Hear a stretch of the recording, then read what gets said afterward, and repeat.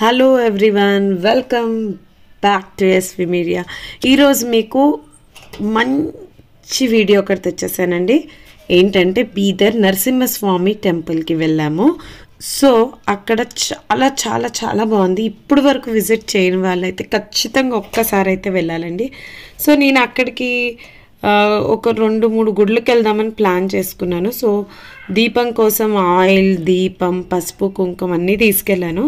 But మనం గుడిలోకి వెళ్ళడానికండి కొబ్బరికాయలు, పూలు అసలు ఏం తీసుకెళ్ళినా వేస్ట్.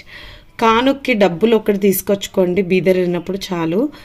ఏదైనా చెయ్యాలి అంటే గుడి బయటే చేయగలుగుతాము. దీపం కానీ, కొబ్బరికాయ కానీ, పూలు కానీ లోపలికైతే అలౌ చెయ్యరు. సో బీదర్లో ఏంటి ప్రత్యేకత అంటే, మనం వెళ్ళినప్పుడు వాటర్ ఉంటాయండి. ఆ వాటర్లో తడుచుకుంటానే వెళ్ళాలి. అంటే అందరూ శుద్ధిగా ఉన్నారా లేదా, అంటే నీట్గా ఉన్నా ఉండకపోయినా దేవుడు దర్శనం తడి బట్టలతోనే వెళ్తేనే ఇస్తాడనమాట. అది కంపల్సరీ. దర్శనానికి వెళ్ళిన వాళ్ళు కంపల్సరీ తడుస్తారు. బికాస్ దేవుడి దగ్గర దర్శనానికి వెళ్ళాలంటే మనం ఆ వాటర్లోంచే ట్రావెల్ చేయాలి.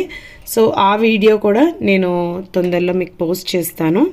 సో నేనైతే అక్కడికి తీసుకెళ్ళాను కాబట్టి దీపం అయితే పెట్టాను బయట. అంటే ఇది కంప్లీట్ గుడి బయట అనమాట. దాని తర్వాత గుడి నుంచి వచ్చాకే దీపం పెట్టామండి. సో ఇంకా సాటిస్ఫాక్షన్ లేదనమాట. ఇంకొకసారి వెళ్ళాలి అనిపించి నేను మా డాటర్ ఇద్దరం కలిసి మళ్ళీ వెళ్ళాము.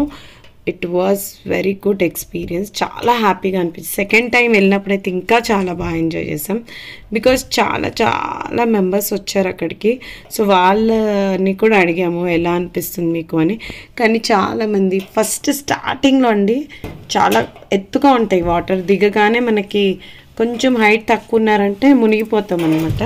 సో అక్కడ చాలామంది భయపడుతున్నారు దిగడానికే. ఎంత అంటే అంత భయపడుతున్నారు. బట్ కానీ ఒకసారి వెళ్ళాలి. చాలా బాగుంది వాటర్లోంచి వెళ్ళడం. కొంచెం టెన్షన్ పడటం, వాటర్లో ఏమైనా ఉంటాయా అని. మీకు మంచి వీడియో